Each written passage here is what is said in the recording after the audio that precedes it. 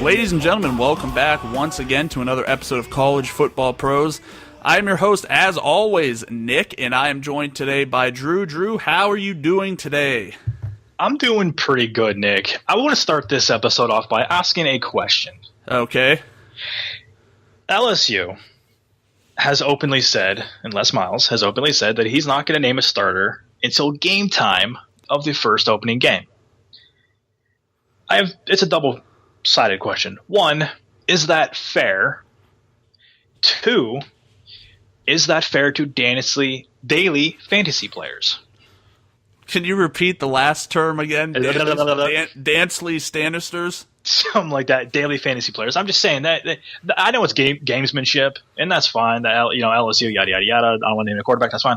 But where does gamesmanship and the integrity of the game start? Is my question. Well, to segue a little bit, this is ironically the same thing I was going to ask you, but in a different format. Oh, all right. I wrote a blog on our website, www.cfbpros.com. And the point for me writing it was because, we want to offer fantasy content. Well, you can't necessarily offer fantasy content without having lineups and games and prices. So because we had not really done anything like that, I was like, well, I'm going to take some time today and I'm just going to write down a few things I like to consider when I'm making lineups. And I think my second point was, and it might have even been my first, was that coaches do not care about your daily fantasy team. You are going to have this happen all the time, where all week you see this guy practicing and you hear nothing from beat reporters, nothing from the school, nothing whatsoever. And then you make your lineups and kickoff happens, and the first drive, you hear the announcer say, well, we're just getting word that Thomas Rawls is being held out of the game today for Central Michigan. This might or might not have happened to me last year. And you just sit there thinking to yourself, so the school decided at 11:59 that he was suspended? Yeah. They decided that they were just going to go into the game and change their game plan as they were just going to fly by the seat of their pants, apparently. It angers me to no end. I don't think the coach should care about me and my fantasy teams, but I also don't think there needs to be some kind of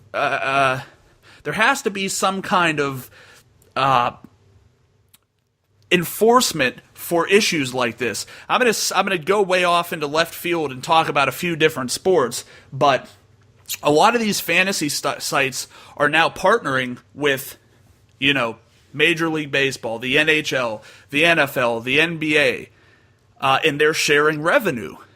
I personally feel like if you're going to share revenue with these companies, that you need to consider their user bases, and you can't. That the commissioners, and we all know how everybody loves Roger Goodell and how they loved Daniel Stern and how the commissioners of every sport are just looked upon so lovingly. But the reality of the situation is, now that there is money changing hands and some of the money is coming from players, that's how they're getting the revenue share, that they need to be more proactive to ensure that this isn't looked at as the G word. I'm not going to say it.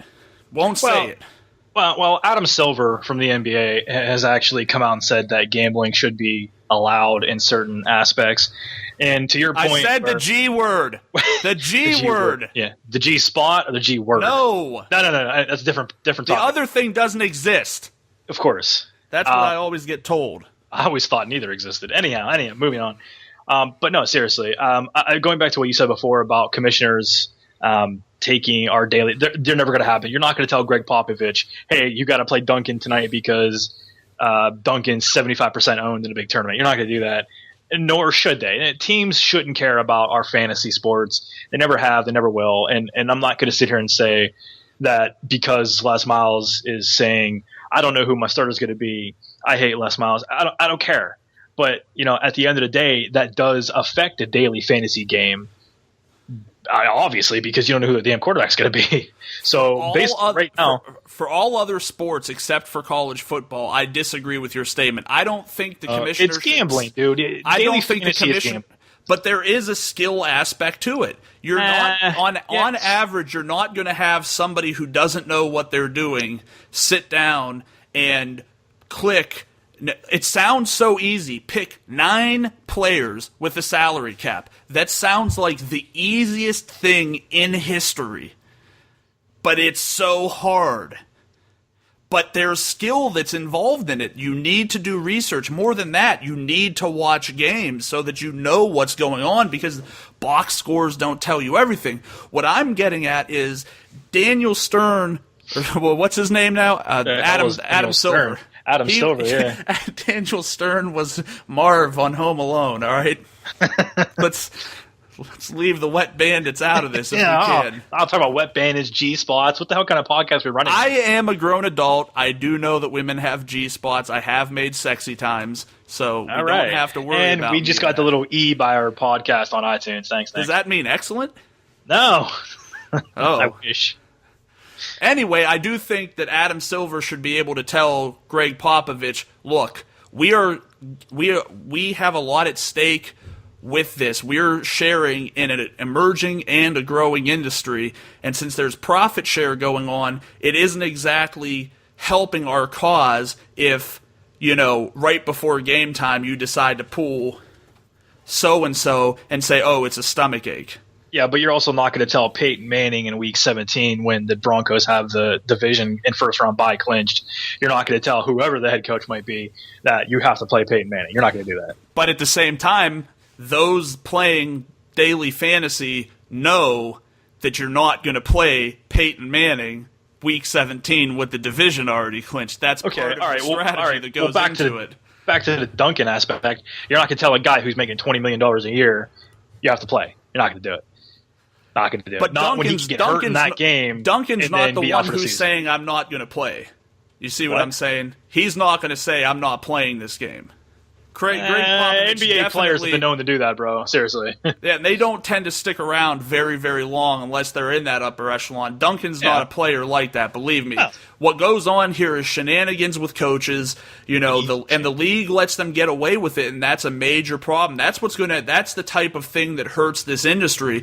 And I'm not sure, it may get to the point where the teams who accept sponsorship and profit sharing with the fantasy sites may have some kind of liability in misleading. If you're misleading your user base, you're not misleading. You're not saying that he's 1,000% going to play, and then you come out. It's not like baseball where you have lineups, and then you didn't put the lineup out there with Duncan in it, and then pull them right before tip. You're not doing that. Totally happens. I disagree. Totally happens.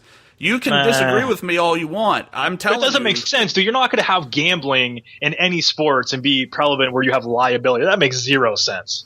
It's not gambling. It's supposed to. Yes, that's why gambling. You can say it's not, but it's not legally defined as that. And since it's not legally defined as that, it doesn't matter what you say. Your input on the matter is not relevant because as of right now, it is legal. It is a skill sport. Because it is a skill sport, it's not looked at the same way as gambling. And if they don't, you can't have liability from the NBA. Are you kidding me? That's an asinine statement. Bro. You're Seriously. sharing in profit. You're not.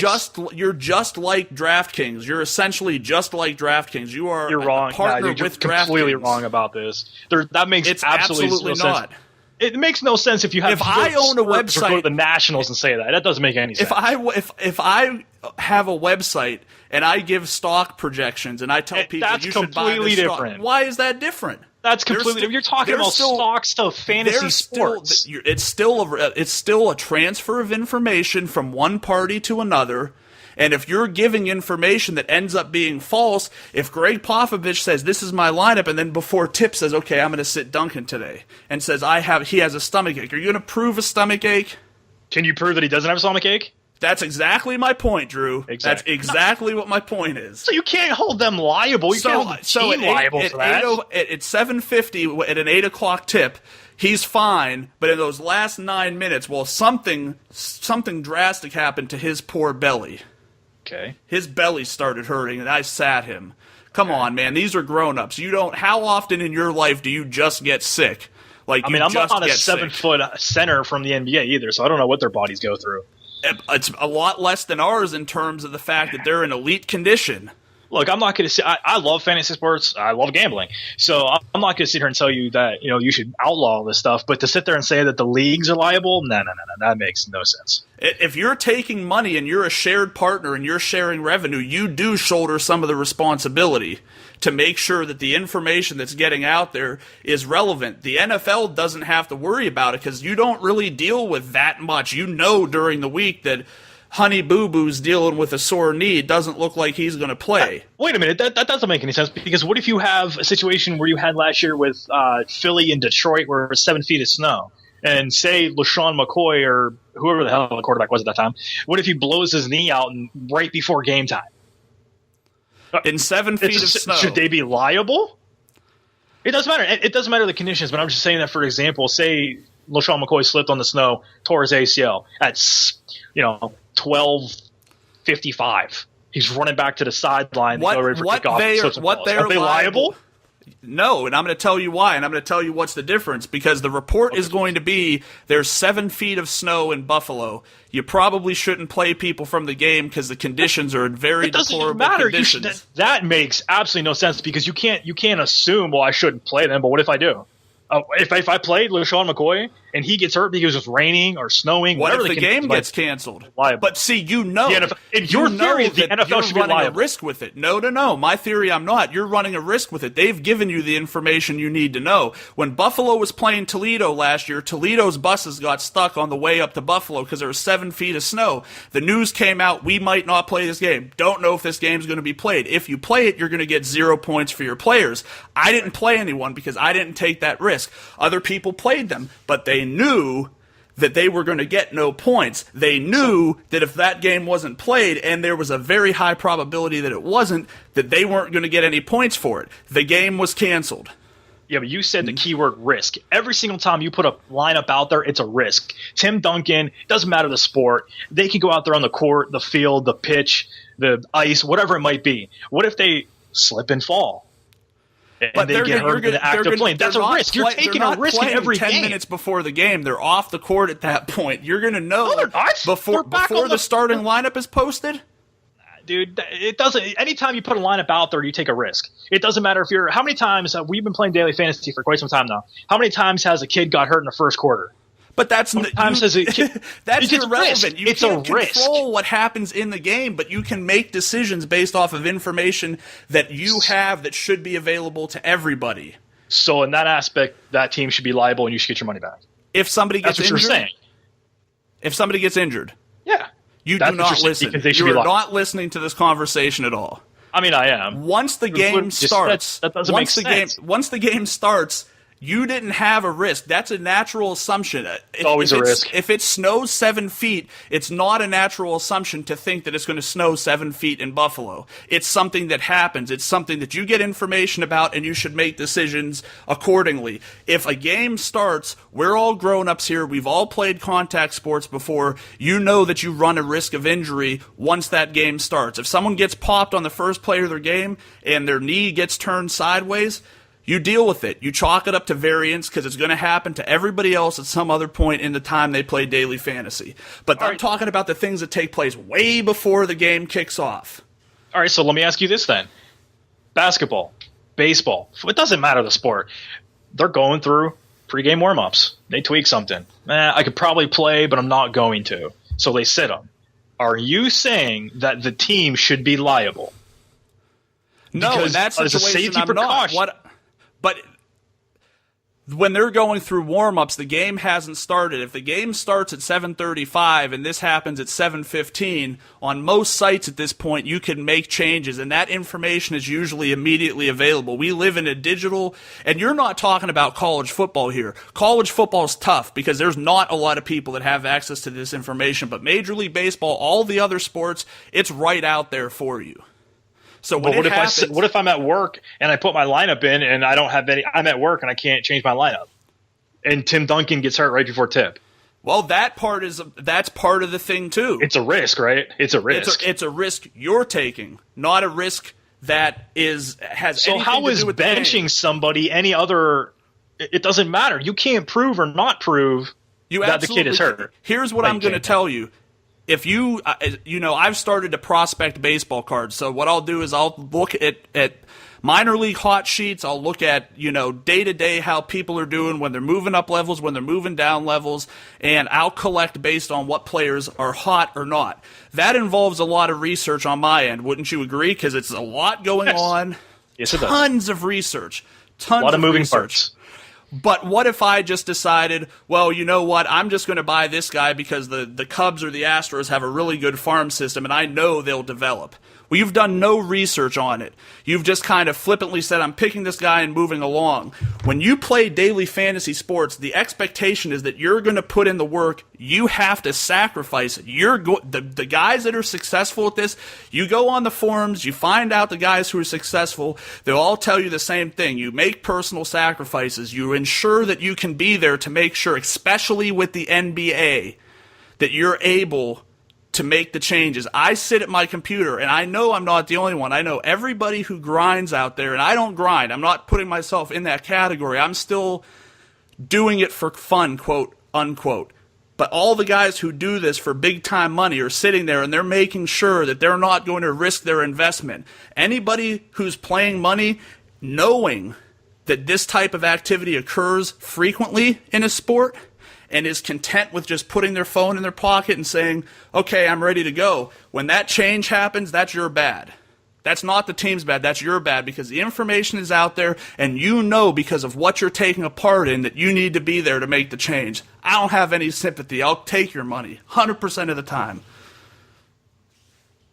Yeah, what do you think about the Mountain West? Yeah. What the hell are we talking about today? I'm fine. It's a good discussion. I'm worked up. That was a good discussion. It's very interesting that we had the same kind of idea. My point was, this just happened with Nebraska, where they said, I'm suspending 5. Mike Riley says, well, I'm suspending 5 students, but I'm not going to tell you which one. You'll know at kickoff. Well, no, that's not fair. That's anti-competition. Yeah, and I think that was my bigger question. Where is the ethic line? You have 2 quarterbacks in Jennings and Harris at LSU, and you take Nebraska and you take those 5 players out. What if you're starting quarterback, running back, 2 receivers, and a DB? You don't know that, and I guess that's my thing. Like, should it be out there? Should you? I'm not saying possibly in LSU's case because you may not know, but what if you had to name a quarterback? The day before, on the Friday or a day before the game. Should there be a rule in place, and should the NCAA be taking a more active role in gamesmanship? Yeah, I think you absolutely should. I don't think that there's any to me, it just seems like, so looking at the Nebraska case, I just feel like they're scared of BYU. That's literally 100%. At this point, I think Mike Riley is a new coach at a school that's new to him, where he's going to be in a system that he's bringing his system with him that they didn't run at Nebraska. Yeah. And he's looking at it, and something tells me that there's at least 2 offensive skill positions that are going to be affected by this. I have a feeling if it was like the punter and the long snapper, it wasn't going to be a big deal to say that they're out. So something tells me that this is going to actually affect, and I think bottom line, and I doubt Mike Riley is listening to this, but if anybody knows him, you could ultimately challenge him and send him to www.cfbpros.com. This will be up on Tuesday, so you're more than welcome to listen to this, Mike Riley, and I'm telling you right now that you're a coward for the route that you're taking, because it has nothing to do with sportsmanship. It's cowardice. You're afraid to tell your opponent who is not going to play. Are you serious? Like that? It's like that. You know what I mean? Like, you feel that you need to conceal information in order to win. Come on, we're grown-ups here. Like, if you think you're putting your best possible squad on the field, you shouldn't really be concerned of these losses. Nebraska's a team that recruits well, it does well year in and year out. I'm flabbergasted at the fact that this coach has taken what I consider to be such a backwards route at handling this. Yeah, I've never seen a coach suspend somebody and say, hey, you'll just find out at kick. What? Why? Why can't you just tell us? Like, I don't understand that, and I echo your sentiments that it is a coward way to go about it because, and I kind of BYU is the same way with their suspension from the bowl game with Memphis. Just say the suspensions. Like, it has nothing to do with has nothing to do with daily fantasy. It has nothing to do with anything other than the fact of these kids. They're being punished. So why are you protecting them? Is it confirmed that the BYU kids are being punished? Honestly, is that 100% confirmed? No. I mean, Brock Mendenhall said in March that up to 10 players could be suspended and punished. What that means, what that entails, I don't know. But if you're trying to suspend these kids, and if you're trying to discipline them and make them better human beings and better men, stop protecting them. Well, we've already seen several teams that had their quote-unquote kids suspended in the spring and the summer, and they're back with the team. DeQuil Williams was just one of them, right, Duke? He was just one of the kids that was suspended and let back. I think Delton Williams at Michigan State was in the same position as well. Dalvin Cook, I think he's also back with Florida State. I could be wrong on that one. His hearing is August 24th, and that'll depend on what goes on at the hearing. But the fact that coaches and programs suspend kids for the summer and summer workouts and all this stuff is the biggest joke of them all. If you want to suspend the kid, if you want to make these kids better student athletes, better human beings, suspend their game time action, because these kids could care less about what you're going on in the summer. Half these kids don't even go to summer conditioning because guess what? It's not mandatory. So these kids are sitting there, I'm suspended for 2 weeks. Well, who the hell cares? I mean, you're in June and you're in South Florida, or you're in Tallahassee, or you're in Wyoming. You're young and you're athletic. You've got the world at your fingertips. These kids could care less if they get suspended. So all these programs that have suspended their kids for the summer, and all these programs that have been disciplinary actions, and these coaches, you're cowards as well. Man up, suspend your student athletes, make them better human beings. Well, you know who I blame it on, Drew? I blame it on the parents. And I blame it on society as a greater whole, because maybe now you can't do that with 18 to 22-year-olds. Maybe they go home and tell mommy and daddy and they got suspended, and then maybe mommy and daddy are on the phone with the school board saying, I don't think my kid should have been suspended. I think that coach had it out for him. And this transcends, gender, race, whatever you want to do. So much of society is so thin-skinned anymore. You can't have things the way they used to be. It's not as simple as just saying discipline them, because it's not fair to discipline anyone anymore. Everyone should just be able to do whatever the hell they want to do with no consequences.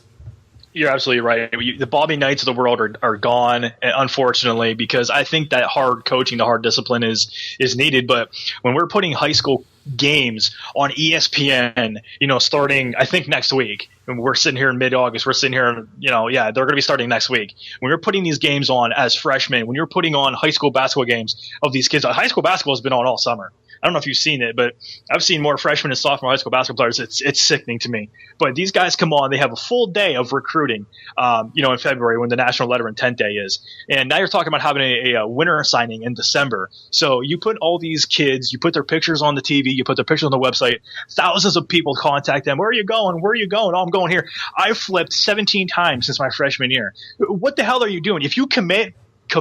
These kids today, and you're absolutely right about the parents, these kids, it's all about publicity. It's all about getting my name out there. It's all about getting my money.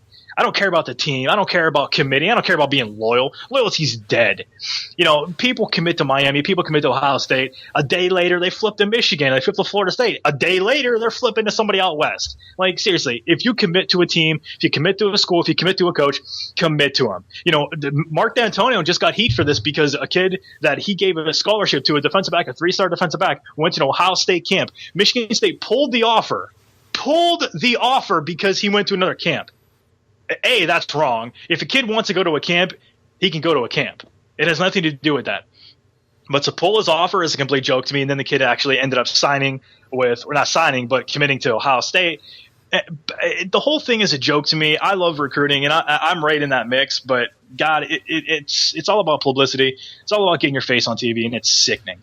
Well, think about this, Drew. How many times have you heard the players that make it successful in the league say, well, I got here because my coaches let me do whatever the hell I wanted to do, and there was no consequences for my action, and, everything was just swimming for me. Like, that you never wanna know- gets said. You never hear that. Here's a story you hear. You hear grateful people who say, you know what, I grew up poor, my family was in a really difficult position, and Coach so-and-so gave me an opportunity, and I was so thankful, and because I was raised properly by my family, that, you know, I was willing to really grasp the fullness of what a college experience is, and it's more than just sports. If for some it's not just more than sports. For some, it really is sports. But for people who have the aptitude, you can get so much more from it, you know. But I was so thankful for that, and when I got my opportunity, you know, I took care of it. And when I made mistakes, Coach got in my face, and he held me accountable. And that's the key word, man, accountable. Coach held me accountable. So now when when I'm sitting up here and, you know, it's draft day and I'm getting ready to be picked for a future that millions dream about and only a select few get to accomplish, I can look back and that hard road that was my life was completely worth it. Like, that's what you hear a lot. You know what I mean? People who are really successful, that's how their success comes about. Yeah, and you want to know the best, probably, in my opinion, the best story of that is J.J. Watt. This is a kid who walked on to Wisconsin, busted his ass day in and day out, didn't take no for an answer, got beat down, got bloody, broken bones, got it every single time, and guess where J.J. Watt is now? He's the highest paid, one of the highest paid defensive players in the NFL, and a huge success. And to me, that's what the NFL is about, because you have, just like you said, these kids have, you know, they come up from nothing. They come up, or they have, you know, the parents that are so hard-nosed. Like RG3. Jordy Nelson, he's working 12 hours a day on a farm in the offseason. Yeah, RG3 brought up with great parents, you know, military-type parents, and RG3 is a great NFL player, a class act, a very nice individual. And then you have the Jameis Winstons of the world. What the hell? But I wouldn't. Are you kidding? Because this is a kid who can get up on a desk, on a table. What the hell he did it down at Florida State? Just cuss words out the wazoo. And look, I swear more than probably the next person, but at the same time, if you're in a college setting and you're a star quarterback, what the hell are you doing? And that has nothing to do with the rape accusations, you know, that was levied upon him. And then, I'm going to walk into a grocery store and steal crab. Do you mean to tell me you didn't know you had that crab? Bullshit. Jameis Winston, you're a freaking liar, and I'll tell you that to your face. Yeah, I mean, I'm not going to – I'm hoping – my biggest – thrill in life is when I see someone like Jameis Winston and they figure it out. You know what I mean? Like, I could tell, and maybe one day I'll kind of allude to my story, but I could relate to somebody who gets all the opportunity in the world and pisses it all away because they're a selfish prick. You know what I mean? And, we can go down the list of those guys in the NFL too. Absolutely. But I'm just saying, I like and I can relate when someone finally puts that garbage aside and realizes the potential that they have and kind of rises above, you know, all that crap and realizes I'm only going to get one chance at doing what I want to do and I have to make the best of it. You know, so that's my hope for Jameis Winston. And so far, he looks like he's making all the right decisions. So just hope for Jameis Winston that he doesn't go, you know, the Jamarcus Russell or even worse, Ryan Leaf route. Yeah, I mean, I think if there's an example of a poor sports player, it's Ryan Leaf.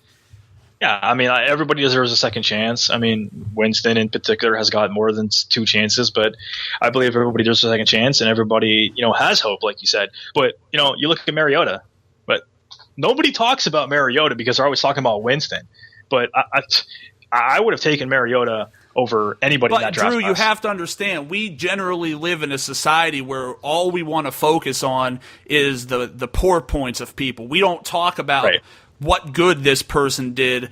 Somebody could do 95% good with their life, and 95% of the people will focus on the 5% poor that they did, or the 5% bad. I run into this daily, you know, where people still think I am this person. It's 10 years later. I'm 15 years ahead of you now and where I've come in my life. Maybe it's because I don't sit and dwell. Maybe it's because I do look at the positive end of things. Maybe it's because I do try to see, even through my rough exterior, because I try to play it off like I don't care, but I do. You know, I just don't want people to know because I don't want to disappoint them if I can't come through for them. Anyway, we've had a very nice tangent is a perfectly good way to really describe what we've done thus far. But I feel like it's imperative to our listeners that we move along to talk about the Mountain West Western Division. How many people do you think are still listening?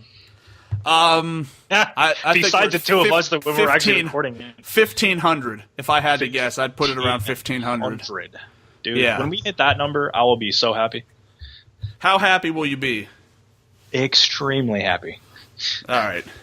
Fresno State, 2014, 72nd ranked passing offense, 46th ranked rushing offense, 62nd ranked overall offense, the 99th ranked passing defense, the 100th ranked rushing defense, the 111th ranked overall defense, 26.5 points scored, 32.4 points allowed. What's your take on Fresno State this year, Drew? I think Fresno State is a in-between team. I gone are the days where they've been, the original party crashers and all this stuff with the big-time conferences. I don't know. This team, maybe at running back with Martez Waller, he's the number one guy down there, and they run that spread-type offense with Aaron Peck at the receiving position. So they're breaking in a new quarterback in Zach Greenlee. So we'll see what happens with this team. I don't know. I think it depends on the quarterback play, but I think, the Waller at running back is a really good athlete. Yeah, I actually think Waller can improve on last year, and it's astounding. 13, 68, and 11 scores. I think without Josh Quezada being there, I think he really has the opportunity to step up. Receiver-wise, I don't know, man. Aaron Peck. The rest are just a lot of underclassmen, it seems. So I think there's going to be some real need for development there. On defense, I actually think that this could be one of the worst defenses in college football. Yeah, I don't disagree with you there. I don't know. I see a lot of lost production. I see a lot of misses in recruiting too. Tim DeRuyter getting there and everything. I kind of expected Fresno to stay where they were, and I know it's not all his fault, but they've missed on a lot. And when you're a team like Fresno in recruiting, you have to hit on 90% of your recruits, and they haven't been doing that recently. To me, that's what it's pretty clear is that there's definitely more misses than hits, and you just you can't have that. It's just not practical that's a long-term solution. I think that this team has some tough games. They play Mississippi, they play Utah. That's not exactly what you want to see. I think if you're a Fresno State Bulldog fan, I don't think either of those games present a great opportunity with them. They have BYU later in the year, and it's at BYU. It's tough. I'm not. My expectations are not great. I'm really big on Martez Waller, though. I think I'll just keep saying that. No, I think he's a stud of this backfield. Do you think they go bowling? I mean, I think it's tough. Oh man. I'm gonna say no. I honestly, I don't. I think 6-8. 6-7, maybe 7 wins. Man, I think one way or another, they're going to be a swing team. They're going to be right there on the fence at the end of the year. So it's not going to surprise me if they're in or out. Right, I agree. But I just don't think that they'll be like dominantly in or horribly out. Yeah, I can also see them having a winning record and not go bowling, as a couple teams did last year too. It's possible. Moving on to Hawaii, they had the 81st passing offense, the 85th rushing offense, the 101st overall offense, the 92nd passing defense, the 75th rushing defense, the 84th overall defense. They scored 20.9 points. They allowed 26.8. I think my biggest takeaway here is USC transfer Max Wittick seems to have a lot of pomp and circumstance surrounding him. I've seen his name come up a lot in this offseason. What is your take on their quarterback position? I think it's going to improve with the addition of former Idaho State coach Don Bailey. His team last year led the FCS in passing yards per game. So when you add a guy like that to your offensive coordinator position, and you have a guy like Max Wittick, who is a high caliber type quarterback, I think he can only improve. I'm confused as to why Hawaii isn't a dominant team. If you're a receiver And Norm Chow went there 4 years ago now, with a ton of hype. With he's going to bring Hawaii back to the days of Chang and these guys when they're breaking records and they're scoring points, going to bowl games. And he just has not. He's had 8 wins in 3 years. So oh my gosh! What year did he start? In 12? This is his 4th year. He's going into his 4th season. Yeah, so he's had the 3 worst out of the last 5 seasons. I mean, including a 1-win year in there, mind you. Dude, if you're a receiver, if you're a running back, if you're a quarterback, why would you not want to go to Hawaii to play? I don't understand this. Well, I think that's where the hype coming on Wittek is, that like, okay, this is going to be the one that we could really use to bring us back to. Hope so. That listen, I don't think I wouldn't be upset. They play Colorado, who had a leaky pass defense. Yeah. That's the first game of the year, and that is on Thursday night. So you have less games. Right now, I'm playing Wittek. I'm not necessarily saying I'm going to be heavy on him, but if it's obvious that he's going to be the play, and he's priced at like 6,000 or less on some of these sites, definitely be a definite look on some 2 quarterback sites, and potentially have a fair share of him on 1 quarterback sites. I like what they have at wide receiver. Marcus Kemp, Quentin Pedroza, Harold Malini is not bad either. So I think that there's some options there. Joey Iosifa is gone, but two great names, Drew. 2 great names I'm going to throw out. First of all, let me just throw in 3. I'm just going to say the quarterback from last year. I'm not sure if I'm saying it right. I don't really care because it just looks like such a great name. I have to try. It looks like Akayaka Woosley is the quarterback. It's pretty awesome. Running back number 1, who's going to be the lead back, is Stephen Lakalaka. And his backup should be Diosimi St. Justi. What about the kid who's probably 3rd on the depth chart, the senior, number 34, Percy Joas? Dude, these names, I love Hawaii, but their names are, wow. I can't pronounce them, and I apologize to all the Hawaiians out there. It's okay, but yeah, I think that it's inevitable. Like, we're just going to have to trust. I'm just trusting right now that I'm not just hearing a bunch of crap from beat Coach reporters. Talk. Yeah, I hate Coach Talk. But we just got to hope that Wittek could be a guy that could throw for, what are we looking at in a typical Hawaii offense? 4,000 yards passing, 30 touchdowns? Is that like what it was basically like? Yeah, 4 to 5. I mean, depending on who they had it, receiver-wise. So would it be like Connor Holiday type numbers? Yeah, you would be looking like your basic Pac-12 run shoot offense, like Washington State or something like that. Right. So I mean, I just don't know why they're not better. Well, hopefully this takes them. I think their defense struggled.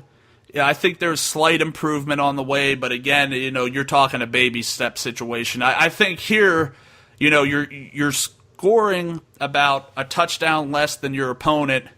If we're talking about going from 2,500 yards to 4,000 yards, you have to hope that another touchdown per game is likely, and that changes the perspective of this team around quite a bit. I don't know if that's likely, but again, at the same time, if you're talking about going from 13 touchdowns to 26, doesn't really sound that unlikely at this point. You know what I mean? I think it's certainly a possibility for them to do that. Moving on, we'll go to Nevada, 98th ranked passing offense, 38th ranked rushing offense, the 71st ranked overall offense, 112th ranked passing defense, the 81st ranked rushing defense, the 102nd ranked overall defense. They scored 29.2, allowed 27.2, and they are going to be down Cody Fajardo. And he had a really fun year at Nevada. I definitely liked watching him play, especially since, the Mountain West is one of those conferences that gets a lot of late-night Saturday games, and then, the off-and-on Thursday game, maybe Friday. Really like watching those games, and Nevada and Cody Fajardo were one of my favorites. Yeah, and the alarming stat to me is they're returning the leading passer through one pass. So this team starts and stops with Don Jackson, senior running back. This kid's, I mean, he's just got NFL talent written all over him. Don't know how high, depending on how he does this year, but he hit 7 touchdowns last year, almost broke 1,000 yards. So I think this year with the quarterback indecisiveness, he breaks 1,000, probably 10 to 15 touchdown range. I think it's fair to him. Yeah, my curiosity is James Butler because it looked like they basically split backs or split carries. Yeah, towards the end of the season because wasn't Jackson hurt a little bit? Wasn't he banged up? They're trying I'm looking to for that. I don't see that anywhere, but I would tend to agree with you. The quarterback position is kind of up in the air. It looks like a redshirt freshman Hunter Freilich might be the guy that would be used. He fits the scheme because he's a strong dual-threat quarterback, so he kind of fits that Fajardo mold. I think inevitably, though, you're going to need time for him to develop, and the running game should see the majority of that production go to them. The defense loses another one of my favorite names in Brock Hecking. It's a great name as well. So he's going to be gone, I think, and he was the heartbeat of that defense. When you lose a player that means that much to your defense, it really concerns me, especially when this isn't a very strong defense to begin with. Right. I mean, they return Ian Seau, who is the nephew of the late Junior Seau. So, they've got some name value there. But yeah, again, I don't know. They need some workman-like efforts on defense to stop anybody because some of these Mountain West offenses are very potent, and I think Nevada this year is going to get exploited in the defensive backfield area. I am very concerned about a number of these defenses in the Mountain West, to be very honest with you. One that I am not is San Diego State, who finished with the 108th ranked passing offense, the 28th ranked rushing offense, the 52nd ranked overall offense, the 10th ranked passing defense, the 50th ranked rushing defense, the 16th ranked overall defense. They scored 25 points and allowed 19.8. This team features what I consider to be, just one of the best running backs in Donnell Pumphrey. Yeah, the kid's fantastic. He's a powerful kid that can run away from you. When you put up 25 points a game, decent, but when you're giving up only 19, that's solid. I don't care what conference you're in. If you're only giving up 19 points a game, that's really good. And this defense hasn't really lost enough to lead me to believe that they're going to be worse than that. So they should keep teams under 20 to 25 points again this year. And if this offense can take the next step with Pumphrey and these guys, obviously breaking in another new quarterback, Maxwell Smith looks to be the guy that's going to give the shot. So if he can settle down, they're breaking in a bunch of new receivers. So I think Donnell Pumphrey is the guy to carry the load throughout the season because this defense is going to be good, but I don't know if they can score the points. You know what I mean? I have to laugh when you say Donnell Pumphrey is good because he runs away from you. I think you just did the greatest service ever to all of college football and all of sports by defining his position. He's scary because he'll run away from you. I'm saying it sarcastically, but truthfully at the same time. Like, it's such a simple statement, but it's apt and true. He's elusive. That's what you're looking for. I agree with you on the wideouts. I see Eric Judge and Lloyd Mills as being the guys there, but the offense is going to run the ball. I think this defense could be a monster. I think the line will have the best talent Rocky Long's had since he's become coach. The linebackers lose some, but return and add good talent. The defensive backs lose one player, and they get another top-tier transfer from Arizona. So I think overall, this defense could be a top 10 defense this year.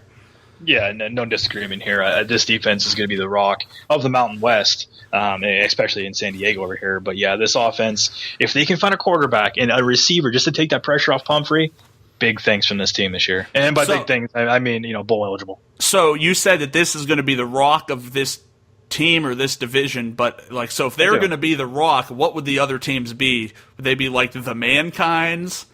You're talking back to wrestling. Would they be the Road Dogg Jesse James? Would they be the let's think of a good low end guy, Brooklyn Brawler?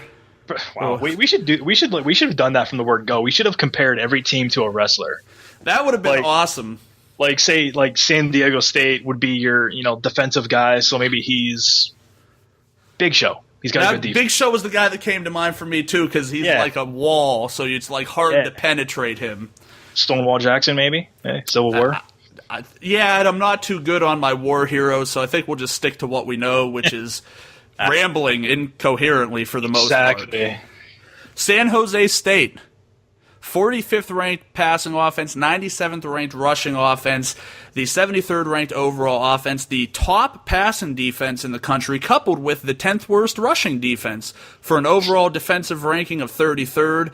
They scored 19.3 points, and they allowed 29.4. One of the few teams returning their starter in Joe Gray, who had an absolutely awesomely mediocre year at best at 2014. So you have to hope that he's coming in trying to improve upon that. What's the likelihood that he does?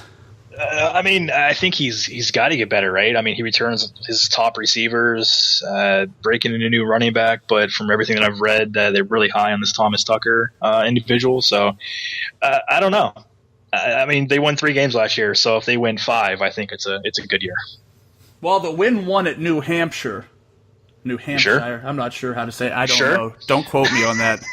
I mean, I don't know, dude. That New Hampshire team looks. I'm scared to say. FCS. Yeah, I don't know. There's just way too many question marks. You're hoping that the stats could improve. I kind of like Tyler Winston, if anything, on this team. I'm hoping that he could have a bounce back year from what I consider for him to be a fairly down year in 2014. We'll see. The defense.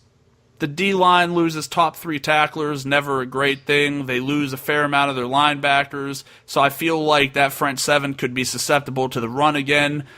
The top 3 defensive backs return. I think that they could still be one of the best. Overall, though, I think that they're still going to get gashed endlessly on the ground. Yeah, when you don't need to pass the ball when you're running the ball for 800 yards a game. Yeah, that's exactly it, and it's obvious if you're only scoring 19 points a game that you don't really have to throw the ball because you're not behind. Exactly. Finishing off the West Division would be UNLV, that had the 44th ranked passing offense, the 105th ranked rushing offense, the 81st overall offense, the 51st passing defense, the 3rd worst rushing defense, and also the 3rd worst overall defense. They scored 21.9 points, they allowed 38.5, and this was just a very bad team last year.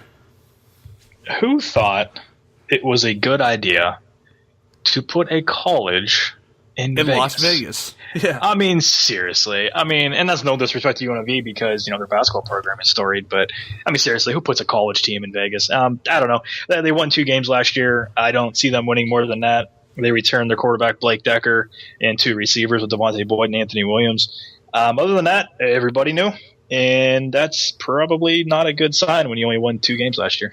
Also, Blake Decker had a 15 to 18 touchdown to interception ratio. So there's that, and that's a very poor statistic. Yeah, so, and the defense isn't very. No, the defense nothing to look at. Is very bad. Yeah. The defensive backs actually lose 124 starts. Well, that makes me feel real good. They lose 124 starts. That was the one end of the defense that was not horrible, and now it's lost all of its starts. To me, oh yeah, their coach. I completely forgot about. I'm just reading the stat that I wrote down. Their coach jumped from high school at Bishop Gorman, and is now the head coach at UNLV. No, I completely forgot about that. You're lying to me. Please stop lying. No. He won, say 7 Hail Marys and 3 Our Fathers. There's no way that can be true. He won 6 straight titles at Bishop Gorman in Nevada state football championships, and he jumped to UNLV. I completely forgot about that. Wow. So what's the take on this? 0-11, 0-12, or 0-13? What are we thinking?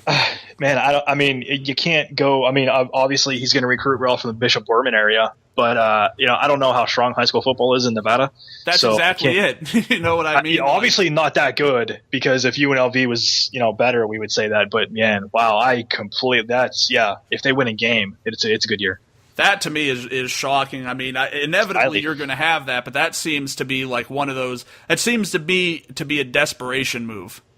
Like everything else is working so poorly for us, so we're going to go get a high school coach to try to help us. No, don't worry. We know that there's plenty of linebacker coaches and defensive back coaches and wide receiver coaches, but we'll go pilfer a high school in an area where maybe high school football isn't even very strong. And that just tells you that maybe nobody wanted the job. That could be. I would love to live in Vegas, man. I wouldn't. I'd be broke. Honestly, though, I'd lose my damn money.